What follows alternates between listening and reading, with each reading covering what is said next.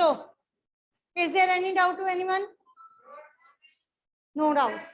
तो चलो बच्चे, कल हमने एक चैप्टर लेसन नंबर 6 शुरू किया था एसिड बेसिस कंप्लीट करके, बट उसमें से लेसन नंबर 5 में हमारा एक छोटा सा टॉपिक पेंडिंग रह गया, that is neutralisation in daily life. और इसमें से क्वेश्चन कई बार आ जाता है क्योंकि ये ऑलमोस्ट पूरा एक पेज कवर करता है। न्यूट्रलाइजेशन, न्यूट्रलाइजेशन का मीनिंग आप सबको आई थिंक क्लियर होगा। Neutralisation means reaction of acid and a base, और ये हमारी डेली लाइफ में कहाँ यूज होता है, कैसे हम इसको डेली लाइफ में यूज करते हैं। First, during injection. क्या न्यूट्रलाइजेशन रिएक्शन आप इंजेक्शन के टाइम पे करते हो? इंडाइजेशन, इंडाइजेशन होता है ना, चलो इंजेक्शन लिख लो। इस टाइम पे क्या होता है बच्चे, what happens, we all know that there is an acid which is produced in our stomach. Which acid is produced in our stomach? HCl। पूरा नाम भूल गए? चलो, anyhow, HCl is produced in our acid.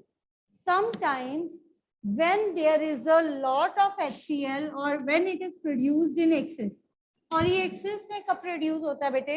जब आप ज्यादा spicy या मसाले वाला खाते हो तो उसको बैलेंस करने के लिए स्टमक ज्यादा एसिड प्रोड्यूस कर देता है। That creates indigestion in our body. ठीक है? To maintain the effect of this excess acid, we take milk of magnesia. ठीक है जी? To maintain this effect of excess acid, we used to take milk of magnesia. तो milk of magnesia क्या है? It is a base. ये एक तरह का base है, और आप सबको पता है एसिड जब बेस के साथ रिएक्ट करेगा तो क्या बनाएगा? सॉल्ट्स, न्यूट्रल सॉल्यूशन, तो वो न्यूट्रलाइज हो जाएगा। सो क्वेश्चन ये कई बार आपको पेपर में आता है, why milk of magnesia is taken in case of injection.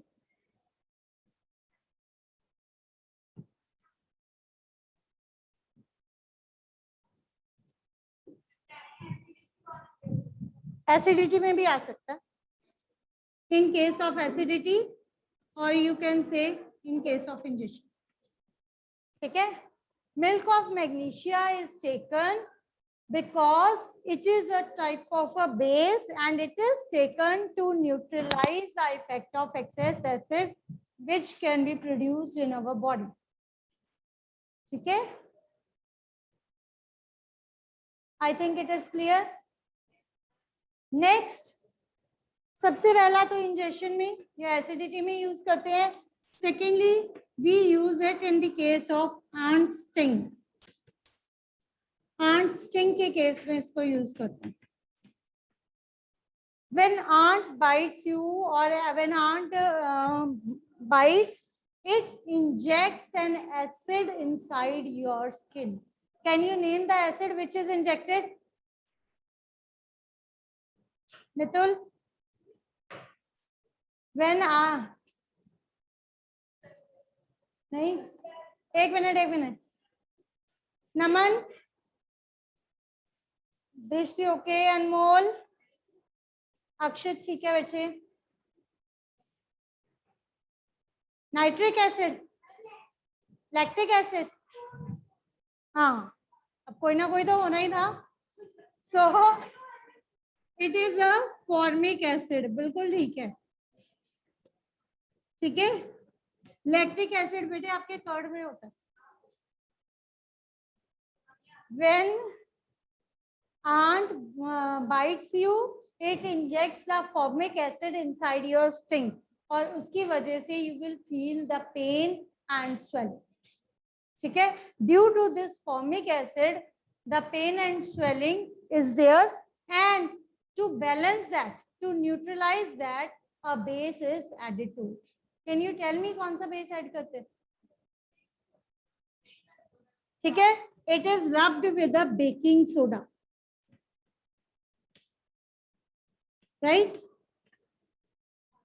It is rubbed with baking soda. Baking soda से आप जब rub करते हो तो swelling decreases and you will get relief from the pain. तो यहाँ पे भी क्वेश्चन यही आ सकता है, why do you get a relief from the ant sting when baking soda is rubbed on that bite? ठीक है, because baking soda is a base and it will affect the it will neutralize the effect of formic acid which is injected in our skin by the ant bite. ठीक है, main बच्चे में सिर्फ main points लिख रही हूँ.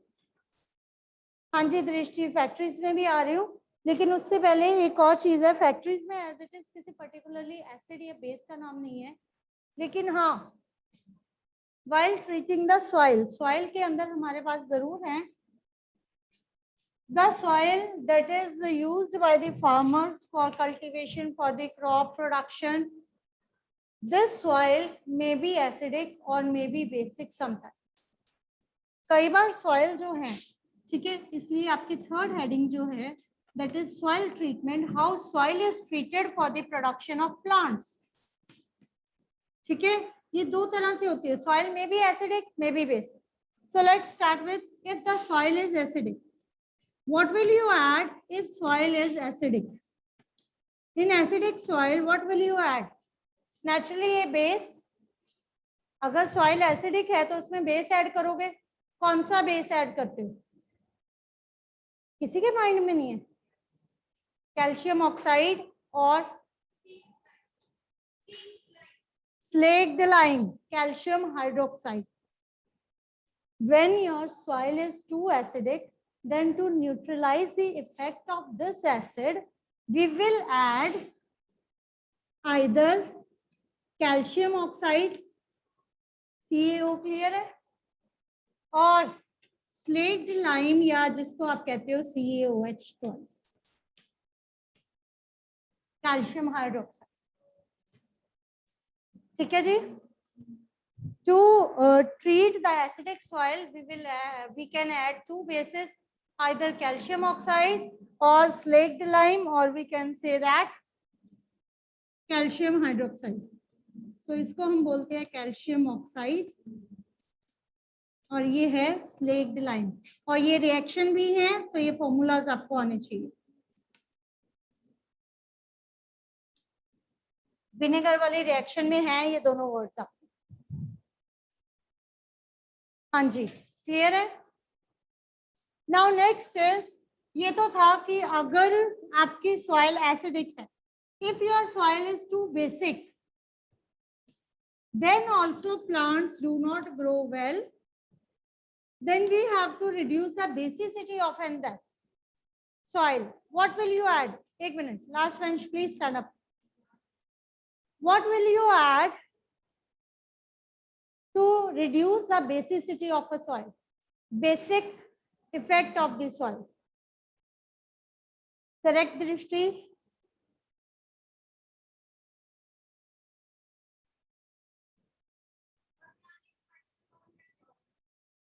ठीक है, manures or organic matter, these are to be added. They will produce acid and which neutralize the effect of this base. Manures or organic matter, they contains lot of acids that will, ठीक है. और last point बेटे जो आपकी book में दिया हुआ है, ट्रीटमेंट ऑफ फैक्ट्री वेस्ट, उसमें कोई किसी पर्टिकुलर एसिड या बेस का नाम नहीं है, सिर्फ इतना ही है, why the factory waste should be treated before being discharged into the water bodies. The simple answer is factory waste is to be treated because it contains a lot of acids, and if it is discharged as it is in the water bodies, it can harm the water life too much.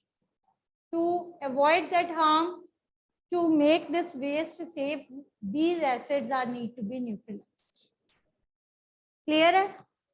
That was the last topic of lesson number 5. और यहाँ तक मुझे लगता है clear हो जाएगा.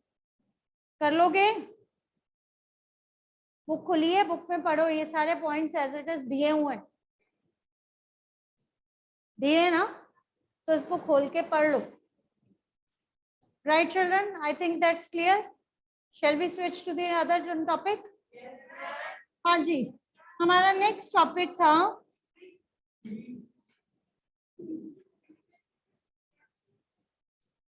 chemical changes, out of which one we had discussed. First chemical change थी हमारी कॉपर सल्फेट और आयरन के साथ। ठीक है, आयरन और कॉपर सल्फेट को जब हमने आपस में रिएक्ट किया था,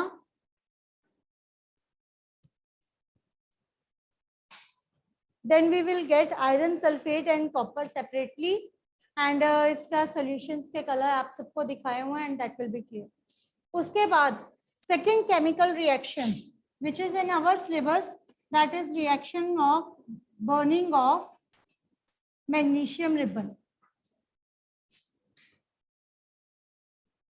Burning of magnesium ribbon.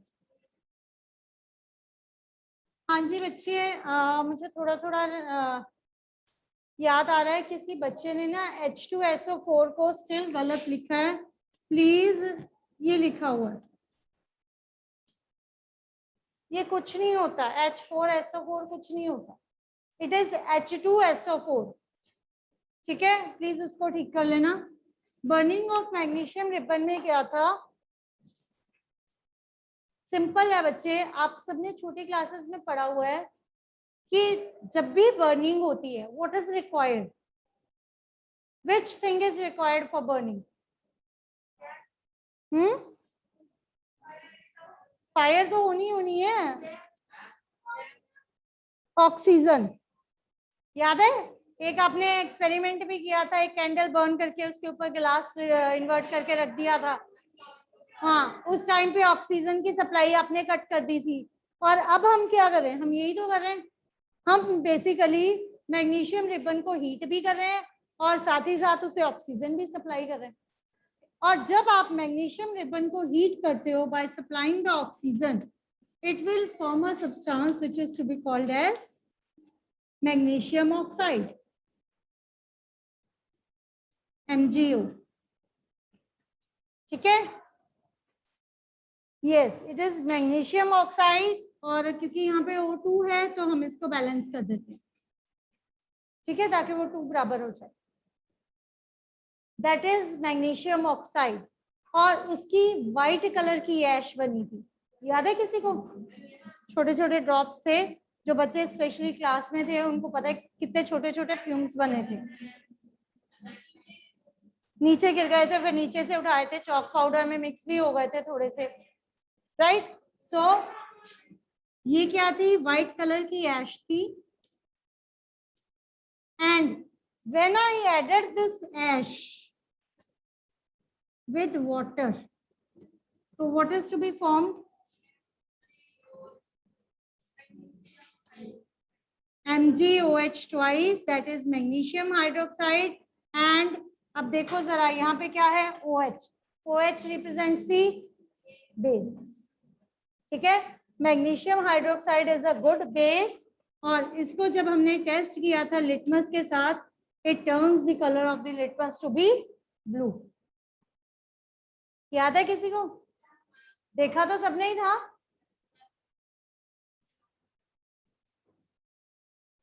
तो बहुत महंगा पड़ा था। चलो, मैग्नीशियम ऑक्साइड जब रिएक्ट करता है बेटे वाटर के साथ, it turns out to be a base. अब आप देखो, मैग्नीशियम एक डिफरेंट सब्सटेंस है, मैग्नीशियम ऑक्साइड डिफरेंट सब्सटेंस है, इन दोनों सब्सटेंसेस की केमिकल प्रॉपर्टीज टोटली डिफरेंट होती है। They are totally differentiated in their chemical properties, and this reaction cannot be reversed. जैसे मैंने इसको बर्न करने से, गर्म करके ऑक्सीजन के साथ बर्न करके मैग्नीशियम ऑक्साइड बना दिया, क्या ये पॉसिबल है मैं इसको ठंडा करूं और ये दोबारा मैग्नीशियम बन जाए? नहीं, नहीं ना। So this is the type of chemical reaction. ठीक है जी। Third reaction which is in third chemical reaction which is in our syllabus is reaction of vinegar and baking soda. vinegar का फॉर्मूला याद है?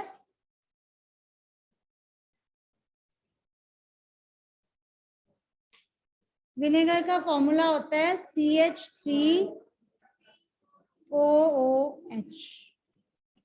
ठीक है, और इसका केमिकल नेम है एसिटिक एसिड, ठीक है जी, ठीक है, ठीक है, इसका केमिकल नेम होता है एसिटिक एसिड। नाम से क्लियर है, एसिड है, ठीक है। अब एसिड है, उसको किसके साथ रिएक्ट करेंगे? बेस के साथ।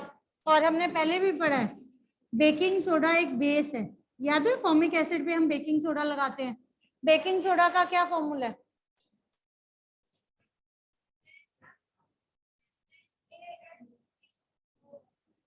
Three, sodium hydrogen carbonate, NaHCO3. This is baking soda. Na represents sodium, H for hydrogen, CO3 refers to carbonate. ठीक है, दिस वॉज द रिएक्शन। हाँ जी नौनिहाल, ये रिएक्शन तो कम से कम याद कर लो, यही रिएक्शन थी, ठीक है। तो फिर इसका आंसर बताओ बच्चे। अगेन मैं दोबारा बोल रही हूँ बेटा, जितने भी रिएक्शंस होती है ना, अभी तो आपने 4-5 की होंगी, 7-8 कर ली होंगी, इसके आगे जाके नेक्स्ट क्लासेस में अनलिमिटेड रिएक्शंस आर देयर, और वो आपको सिर्फ प्रैक्टिस से आएंगे। एक चीज हमेशा याद रखना, जब भी रिएक्शन का आंसर लिखोगे, the products are itself given in the reaction, ठीक है। और क्योंकि एसिड और बेस का रिएक्शन है, तो नेचुरली आपको बोला क्या है, वाटर बाहर निकाल, ठीक है। तो यहां से बेस में से OH जाता है, एक O और एक H, एसिड में से क्या जाएगा, H, तो ये आपका आ गया वाटर। तो यहाँ एसिड में क्या बचा, CH3COO, कितना बचा ना, तो यहाँ पे आके N अटैच हो जाते हैं, CH3COONE, ठीक है। दिस इज योर सॉल्ट, ठीक है, otherwise it is called as sodium acetate. लिखवाया था पहले, लिखवाया हुआ sodium acetate word. So this is called as sodium acetate.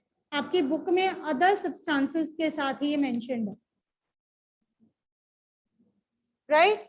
ये तो बचा आपका, यहाँ पे आपका एसिड कंप्लीट हो गया, CH3COO भी एडजस्ट हो गया और H भी एडजस्ट हो गया वाटर में, एसिड कंप्लीट हो गया। बेस में से आपका Na यहाँ एडजस्ट हो गया और एक OH निकल गया, पीछे से क्या बचा, C और O, कितने बचे, एक ऑक्सीजन मैंने लिए, पीछे कितनी बची, कितनी बच गई, 3 में से 2 बच गई, CO2, that will be your answer.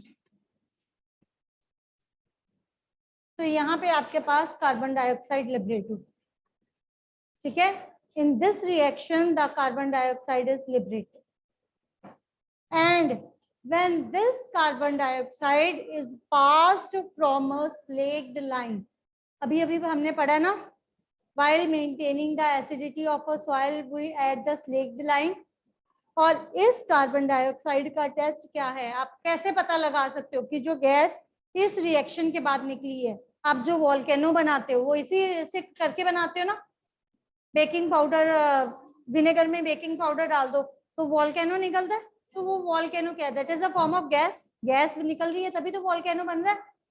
तो वो गैस कौन सी निकलती है, मैंने तो यहाँ लिख दिया CO2, आपको यहाँ से समझा दिया, लेकिन अगर आपको टेस्ट करना हो क्या सच में CO2 निकली है या कुछ और, कैसे करो, how can you test the presence of CO2 anywhere, that can be tested by using slaked lime or lime water, ठीक है। इवन जो आपका रेस्पिरेशन वाला चैप्टर है इसमें भी है ये टेस्ट, आपके रेस्पिरेशन वाले चैप्टर में भी है कि how can you show that the gas that you exhale out it is carbon dioxide, exhaled gas carbon dioxide होती है, कैसे प्रूव होता है, that is a simple reaction, copper sulphate हाँ, I will explain that. Copper, हम क्या कर रहे थे, carbon dioxide plus CaOH twice. जब ये आपस में रिएक्ट करते हैं ना बेटे, what will you found, CaCO3 plus water. ये दो पार्ट्स में डिवाइड हो जाता है. CaCO3 that is calcium carbonate plus water. और ये जो कैल्शियम कार्बोनेट होता है ये मिल्की कलर का होता है. मिल्की कलर कैसे, चूना सुना आपने, चूना जो दीवारों पे होता है व्हाइट सा, है ना, वो ये होता है. केमिकली चूने का वो जो फॉर्मूला होता है दैट इज कैल्शियम कार्बोनेट. ठीक है. और उसका कलर आप सबको पता है क्या होता है, चूने का कलर क्या होता है, व्हाइट. तो उसकी वजह से जो ये आपकी है आपस में जो भी टेस्ट ट्यूब में आप कर रहे हो वहां पे कलर व्हाइट आ जाता है. दिस इंडिकेट्स कि जो गैस आपकी निकल रही है वो कार्बन डाइऑक्साइड. ठीक है जी. इसी में से, इन्हीं रिएक्शंस में से आपको रिवर्स होके क्वेश्चंस आएंगे बच्चे, किसी भी फॉर्म में आ सकते हैं. रिएक्शंस वही रहनी है, सिर्फ अगर आपको ये समझ आ गया आप कोई भी क्वेश्चन अटेम्प्ट कर सकते हैं. Clear. So that's all for this. इसके अलावा बच्चे एक छोटा सा टॉपिक है रस्टिंग और क्रिस्टलाइजेशन. कोई और रहता तो नहीं है. लास्ट केमिकल रिएक्शन जो हमारी बुक में है वो है rusting of iron. It was in the test, और आज मैं टेस्ट चेक कर रही थी. I got a variety of answers and it's good that some answers are really correct. ठीक है. रस्टिंग की अलग अलग काफी डेफिनेशंस आई हैं. कईयों ने डायरेक्टली लिखा है reddish brown layer that is formed on iron objects by reacting with air and moisture. हाँ, जिन बच्चों ने सिर्फ इतना लिखा ना, the reaction of air, water and moisture is rusting, मैंने उनको हाफ मार्क्स दिया. या तो कम से कम रेडिश ब्राउन लेयर लिखो, या कुछ बच्चों ने लिखा हुआ है the formation of iron oxide, formation of iron oxide by the action of air, water, air and moisture, that is also called rusting. तो उनको उन मार्क्स दिए हैं बच्चे, फुल मार्क्स दिए हैं. बच्चे बनता तो आयरन ऑक्साइड ही है. ठीक है. By the reaction of oxygen and the moisture. Clear. आप जो मर्जी, हाँ रेडिश ब्राउन लेयर लिखा है उसको भी पूरे नंबर दिए. दोनों में से जो मर्जी लिख लो, लेकिन अगर सिर्फ रिएक्शन वर्ड लिखा है, ये नहीं लिखा कि क्या सब्सटेंस बन रहा है या कैसा सब्सटेंस बन रहा है, तो उसका मैंने हाफ मार्क डिडक्ट किया. राइट.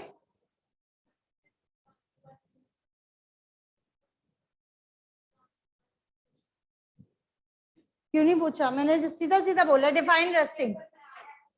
आपको पूरा एक्सप्लेन करना है, पेपर में आएगा तो पूरा एक्सप्लेन करना. ठीक है.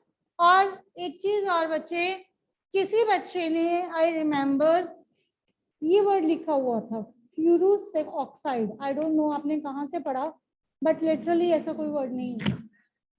ठीक है. वो फेरस या फेरिक होता है, वो इतना डिटेल में आपको नहीं करवाया. FURUS कुछ नहीं होता. Right. So what was the reaction, क्योंकि रस्टिंग होती आयरन के साथ है. किस चीज, क्या क्या चाहिए, रिक्वायरमेंट्स क्या क्या है, ऑक्सीजन प्लस एक चीज और क्या चाहिए, मॉइस्चर या वाटर. ये तीन चीजें चाहिए होती है रिएक्शन होने के लिए. और बनता क्या है आपके पास, Fe2O3.X वाटर. यही बनता है ना. और इसको बैलेंस करने के लिए यहाँ पे 2 लगाया था, 2x, 2 3 जा 6, तो ये 3 2 जा 6, 2. ये रिएक्शन थी. और मैंने आपको यहाँ पे आयरन ऑक्साइड करवाया था. प्लीज जब चीट करते हो या तो ध्यान से किया करो. ठीक है. ये फेरिक ऑक्साइड है, फ्यूरस तो है ही नहीं. फ्यूरस जैसा कोई वर्ड नहीं होता. फेरस होता है, फेरिक होता है. लेकिन यहाँ पे एक पर्टिकुलर है वो आप लोग कभी एक्सप्लेन नहीं कर पाओगे, तो उस पर मत जाओ, सिंपल इसको आयरन ऑक्साइड लिखो, ठीक है। हाँ, कुछ बच्चों ने इसको लिखा हुआ था हाइड्रेटेड आयरन ऑक्साइड। मैंने हाइड्रेटेड वर्ड आपको पहले एक्सप्लेन किया था, नहीं किया? पर फिर भी देखो यहाँ पे आया हुआ है, इट मीन्स या तो उन्होंने चीट किया है या फिर उन्होंने किसी और से समझा है। चलो अगर समझ के किया तो इट्स गुड। बेटे हाइड्रेटेड का मतलब होता है जो मॉलिक्यूल है ना उसमें वाटर स्टोर्ड है। देखो जैसे मैंने यहाँ पे आयरन लिखा है तो ये ओनली इंडिकेट्स आयरन का मॉलिक्यूल है। ऑक्सीजन है सिर्फ ऑक्सीजन, लेकिन यहाँ पे क्या है, एक तो ये होता है Fe2O3 मैंने सिंपल लिखा, ये जो है इसके साथ वाटर मॉलिक्यूल्स नहीं है ना, तो इसको हम कहते हैं डिहाइड्रेटेड। हाइड्रेशन मींस जिसको आप वाटर सप्लाई करते हो, ठीक है। So it is hydrated iron oxide, और ये डिहाइड्रेटेड होता है जब ये रिएक्शन होती है रस्टिंग की, तो हाइड्रेटेड मॉलिक्यूल्स ही बनते, ठीक है। तो हाइड्रेटेड अगर किसी ने लिखा है तो you can go for that, पर प्लीज अपने मीनिंग्स क्लियर कर लेना। ये ना हो कि कोई आके पूछे कि बेटा इसका मीनिंग क्या और आपको पता ना हो, ठीक है जी। This is the reaction of iron with air and moisture, and how this definitely spoils your objects. Your objects lose shine, और इसके अलावा आपके ऑब्जेक्ट्स की आइडेंटिटी भी खत्म हो जाती है। How can you avoid this process? कैसे अवॉइड किया जाता है? पेंट, गैल्वेनाइजेशन, और एक और करवाया हुआ आपको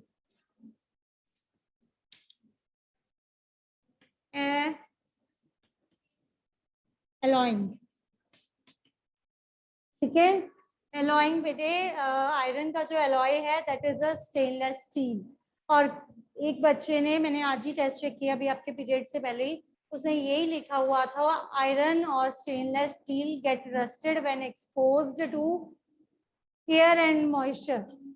बच्चे स्टेनलेस स्टील को रस्ट नहीं लगती, दैट इज एन एलॉय। और मैंने सिर्फ उस वर्ड को सर्कल करके उसका हाफ मार्क्स काटा है, otherwise that was the correct answer, ठीक है। It is an alloy. और प्लीज प्लीज इस चीज को पूरा एक्सप्लेन करना है, ज्यादा नहीं भी करोगे, सिर्फ इतना जरूर लिख देना, by applying the layer of paint the direct content of air and moisture gets cut, due to which the iron does not get rusted. By galvanization, a layer of metal, that is zinc, is coated on the iron objects to avoid rusting, and the zinc do not get any effect by the air and moisture. Do not get affected by the effect of air and moisture. Alloying is a process of mixing some metals to make a new substance.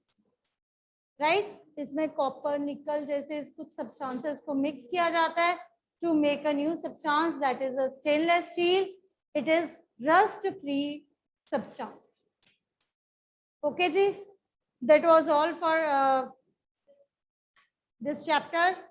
Today के लिए बच्चे सिर्फ एक छोटा सा chapter पढ़ा है crystallisation का। नो डाउट काफी बच्चों ने बिल्कुल ठीक लिखा है, जिन बच्चों ने एक दो चीजें नहीं लिखी हैं वो मैं आपको क्लियर कर दूं। क्रिस्टलाइजेशन मोस्टली सबने ठीक लिखा है, जिन्होंने लिखा है, जिन्होंने तो चीटिंग की है उनकी मैं बात ही नहीं कर रही। चीटिंग की है ये भी नहीं पढ़ा कि उसमें दिया क्या हुआ।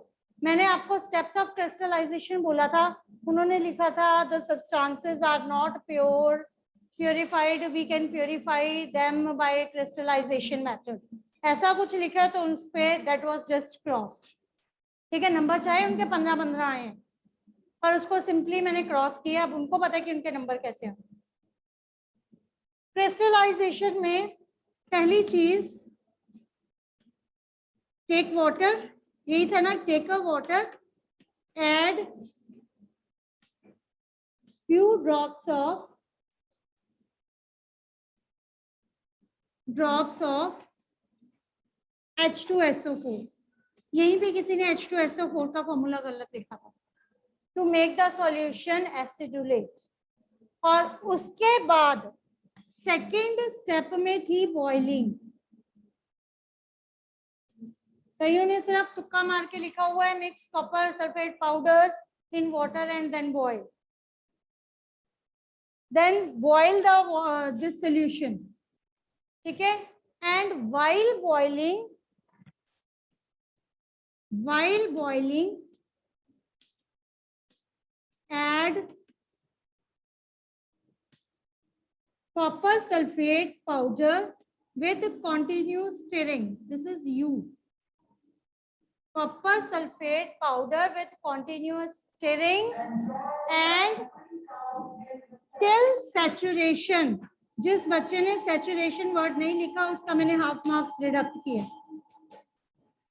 जिसने सिर्फ saturation वर्ड नहीं लिखा या saturation का मीनिंग नहीं लिखा, क्योंकि आपके बुक में दिया हुआ है till no more solute is added, ठीक है। और उसके बाद when it completes, allow it to cool, you will found the pure crystals of copper sulfate, ठीक है जी। And that completes your chapter. Tomorrow we will start up with the heat. Okay. दृष्टि, I will take your query to tomorrow. Copper sulphate जो होता है blue colour का होता है, इसलिए उसको हम ये बोलते हैं, ठीक है।